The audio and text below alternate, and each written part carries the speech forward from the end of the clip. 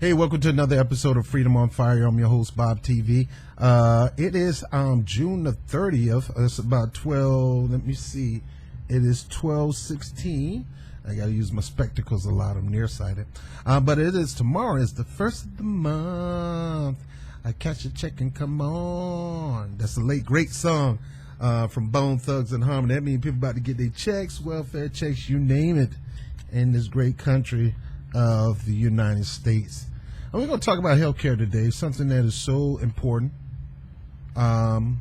something that's desperately needed in this country. And people, and we wonder why United States, being the only modern country to not have universal health care. We supposed to be so bad. We supposed to have universal health care and having the best of universal health care. Every major country has it, but the United States suck when it comes to medical protecting their citizens. Going to get in a couple of articles today because it seems like there's a debacle going on between the Republicans when it comes to this Trumpcare that's trying to pass. They're trying to get rid of Obamacare, which is really Romneycare. See, Obama, such a nice guy. And that's how people get fooled and locked in when it comes to Obama. They get into this quagmire with Obama, or they get into this freaking stupor, or more than that, a coma when it comes to Obama, because he's a nice-looking guy, talk great, cool, calm, collective. Same thing with Trudeau. Sometimes those type of guys could be your worst enemy. Trump's in your face, ugly, nasty, always ready to tear something up, doing stupid stuff. And see, it's easy to rally around that, but yet the cool, calm, collected guy could be doing stupid stuff behind the scenes. You won't even know it because he's smiling. He's first off, I'm proud that we have we're going to take Romneycare, and we're going to take Romneycare and add some measures to it, and then we're going to put in maybe pull in public option, maybe not, and then we're going to try to get the insurance company out of the business, or pretty much having the upper hand in the type of health care our citizens can get. And we're going to close the donut hole, the opening, and when it comes to prescriptions, and we're going to try to go across the lines and see if we get a better health care prices, and see if we can, or if not, you can get a deal through our healthcare program from my healthcare website. So you get caught up in that stuff there.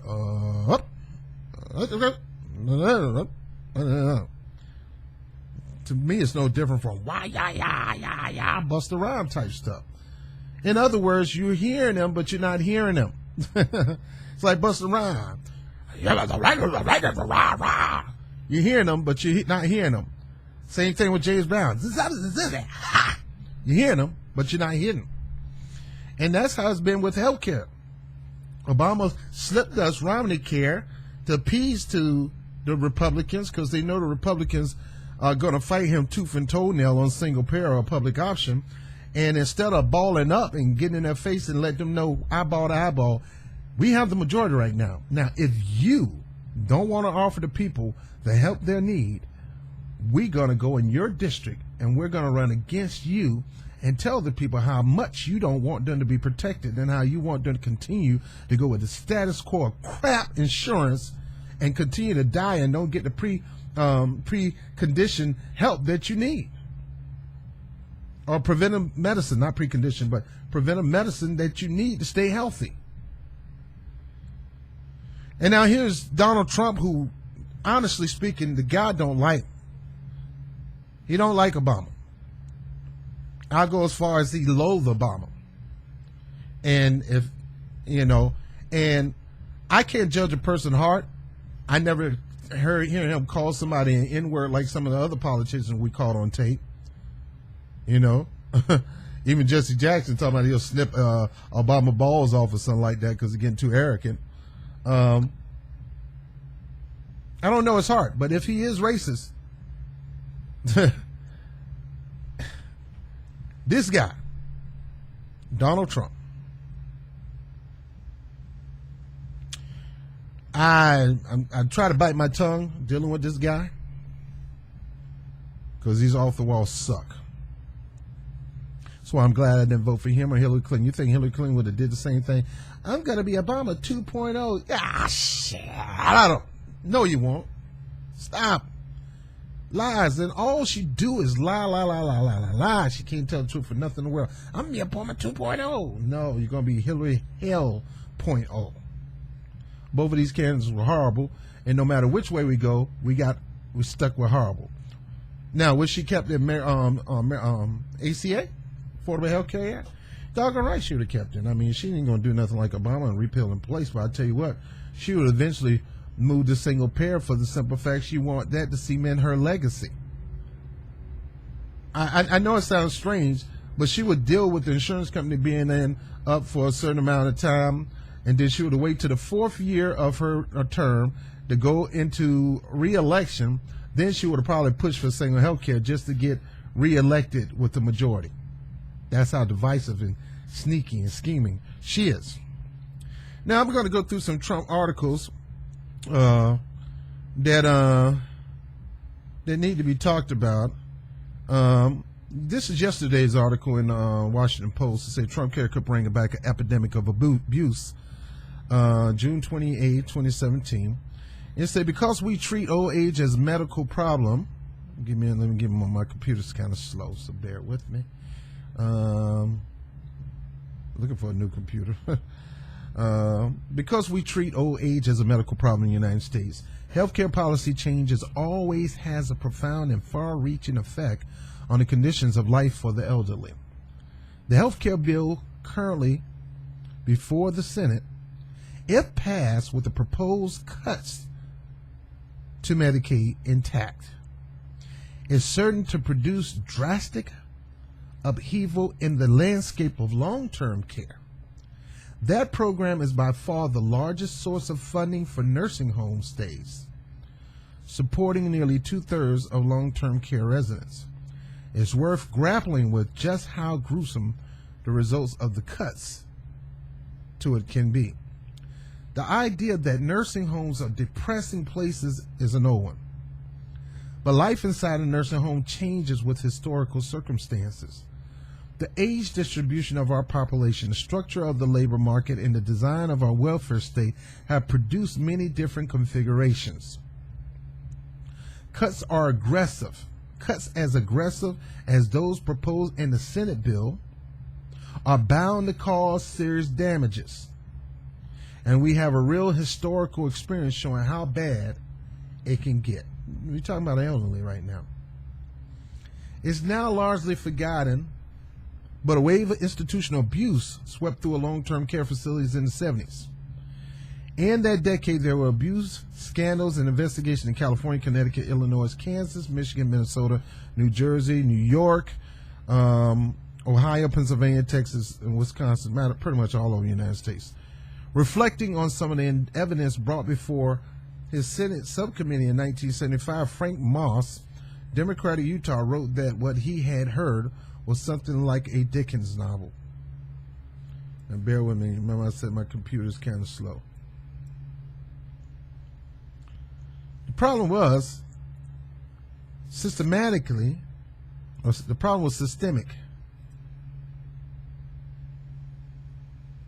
All right, bear with me, my computer's just acting up.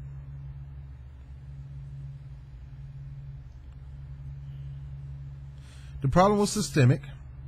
Nursing home staff had much to do and not enough time. At best, this meant neglect. Investigations found patients left in their own filth for days, infections and sores ignored, medical needs unmet, and rehabilitation completely out of the question. The dirt was indescribable. Testified one inspector to the United States Senate about home she's seen in New York. A doctor who treated patients from abuse nursing homes said that they were often so dehydrated that they couldn't sweat or swallow. The experience is so much common in the hospitals in New York. He testified that if you mentioned to a colleague that a new arrival is a nursing home patient, it means he is a comatose patient who has bed sores and is dehydrated and has pneumonia or a urinary tract infection. At worst, patients were subject to treatment close to torture. In a giant Pittsburgh area nursing home, staff immobilized hundreds of patients every day because they could not manage their needs. If patients created extra work, for an example, through incontinence, or spoke out about their treatment, they were subjected to punishment. Among countless such incidents, witnesses described seeing an aide spraying cold water on the genitals of an African-American patient with diarrhea while insulting him with racial slur. A woman named Dorothy, the neediest patient on her floor, had both diabetes and Parkinson's disease and was unable to move any part of her body except her mouth and her eyelids. When she asked for care, she was screamed at, she was slapped and told to shut up many times by the staff. Staff alternated starving and force-feeding her, and according to the witness, played with the buttons on her adjustable bed, making it rock back and forth. A patient named Carrie, a blind woman, spoke out about the abusive condition. The administration sent a psychiatrist to evaluate her, who described her as entirely clear-headed, but recommended that she be committed if she continued not to cooperate. While frontline staff were often the direct perpetrators of the abuse, they did not cause the condition that created it. The owners, the administrators, the policymakers who determined the shape of long-term care did that. When austerity strikes long-term care, it pits the workers, overwhelmingly likely to be underpaid and overworked women and people of color, against patients, with results that can be horrifying. The problem in the 1970s had deep roots. Previously care for the older people was essentially unpaid women work, and only the extremely ill wound up in the institutional setting. But the collapse of the industrial employment and the single breadwinner family in the 1970s, along with the passage of Medicare and Medicaid in 1965, drove a rising share of elderly care into institutions. This process was especially pronounced in the areas now called the Rust Belt, where prevalent economic arrangements were falling apart most rapidly, and the population was aging steeply as young people left to seek opportunity elsewhere.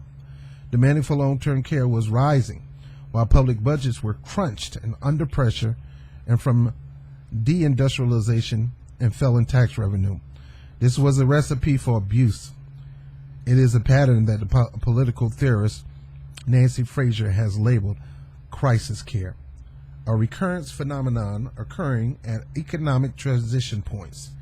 The 1970s, at the end of the post-war economic boom, were one such movement. Now, in the long aftermath in 2008 financial crisis, we are in another.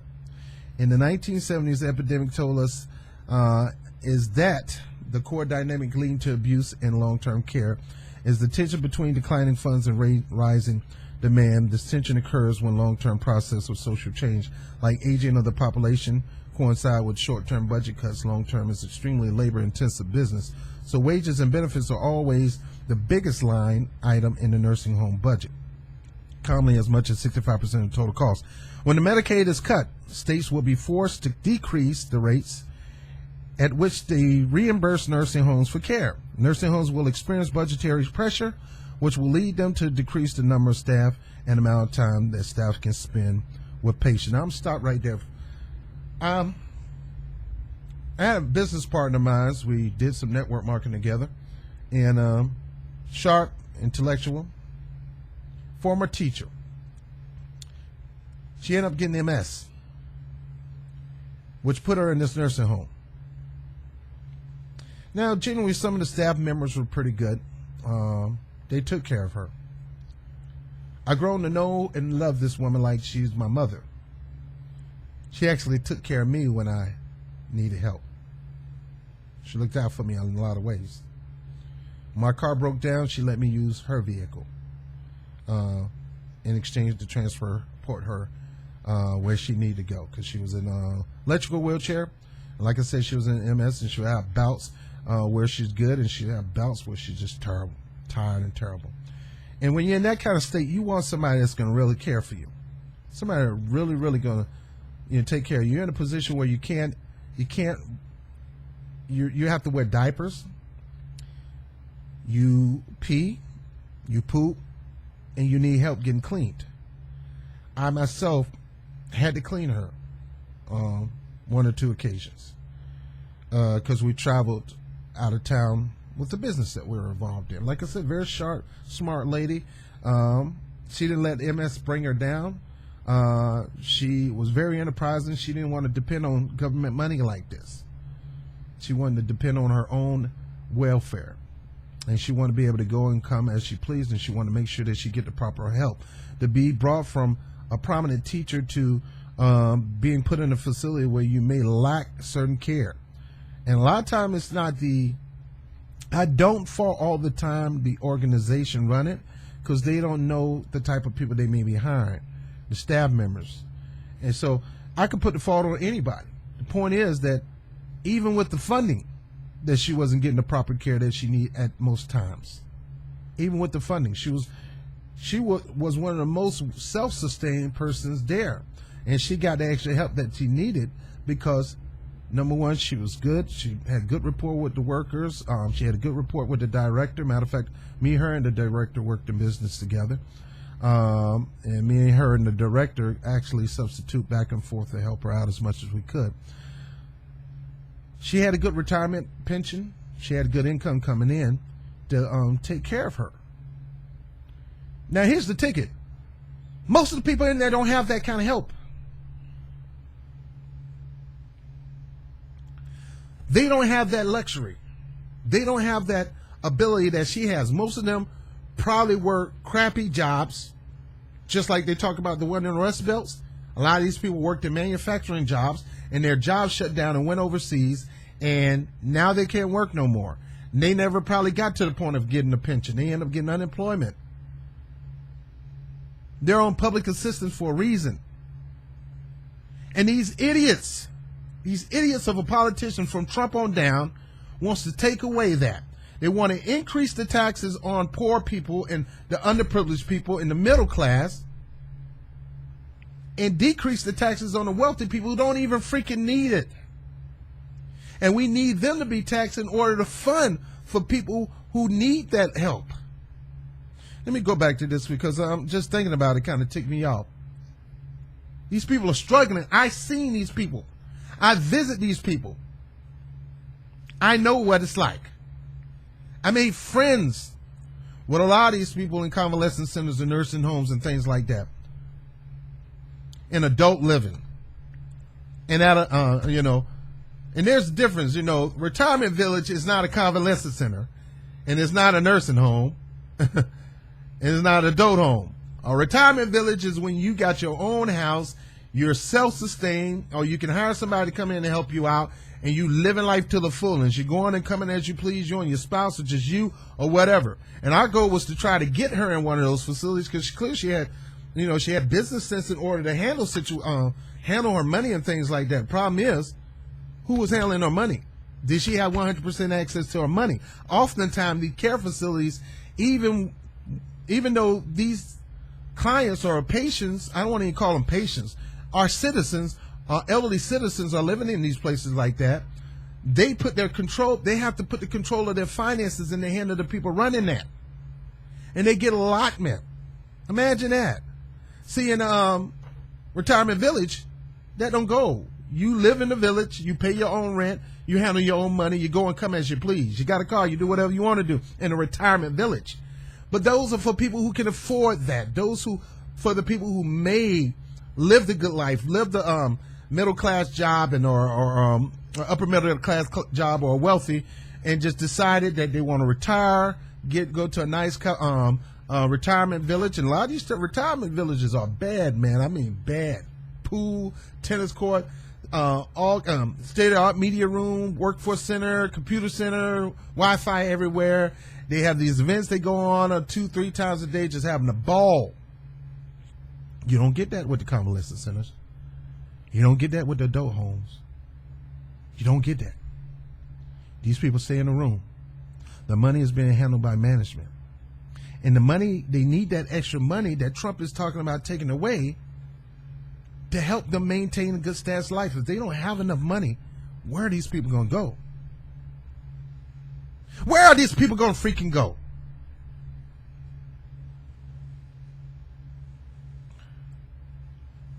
These jackleg politicians, man, I can't stand some of these people in the way they govern. Can't stand it.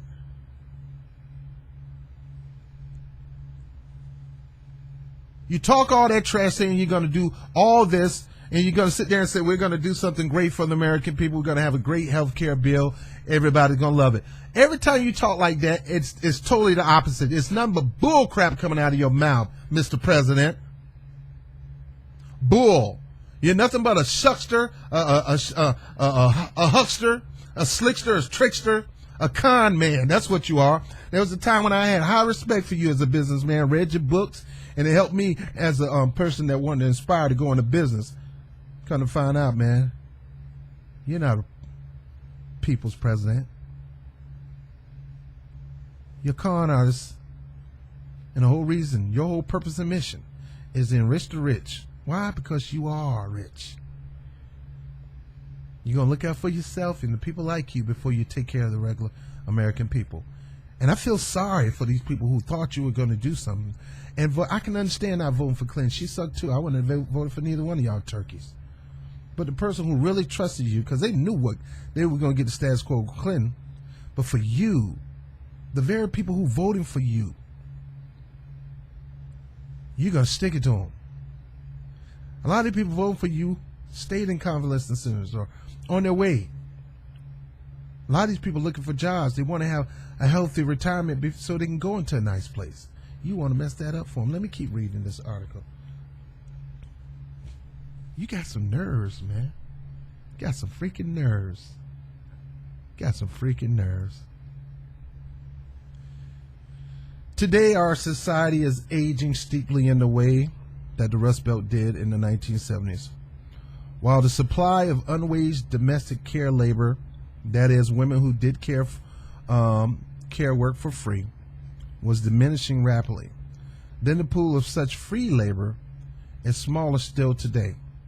We'll eventually need to expand and reinvent our elderly care system to deal with these changes.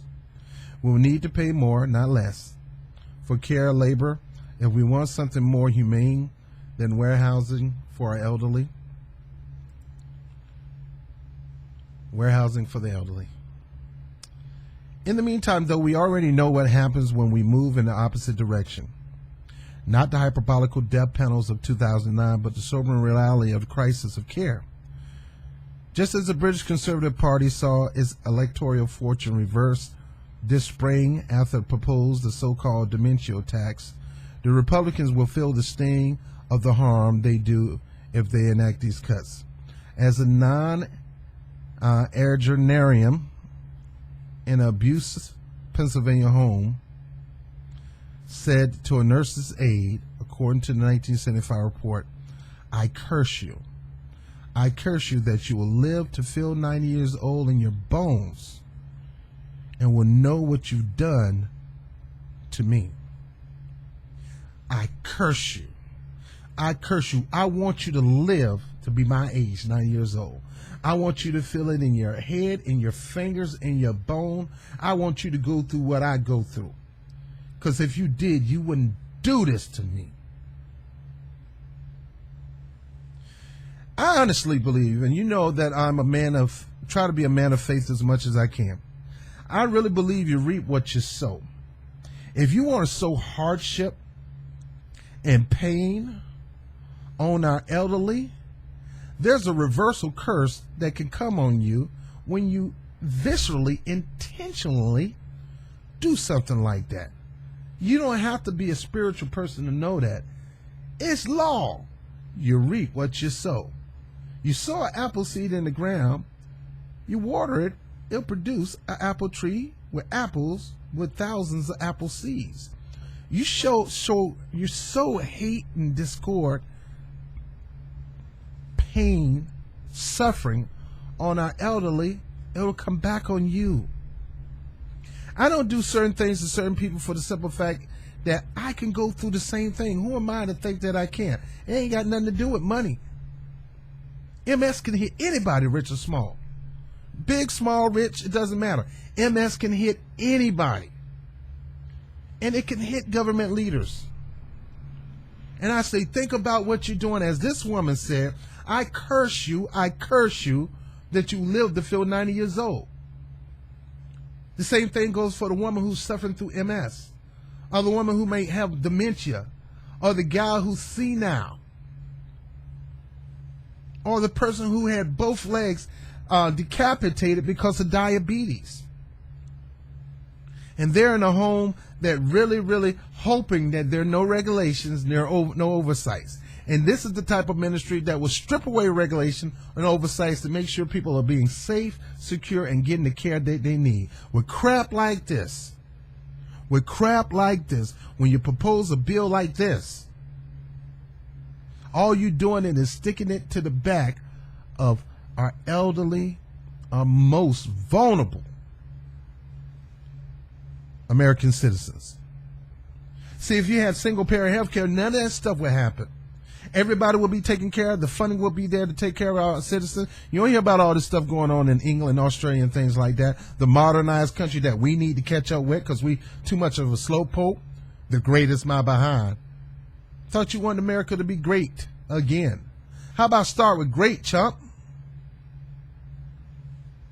Excuse me. I'm sorry. Apologize.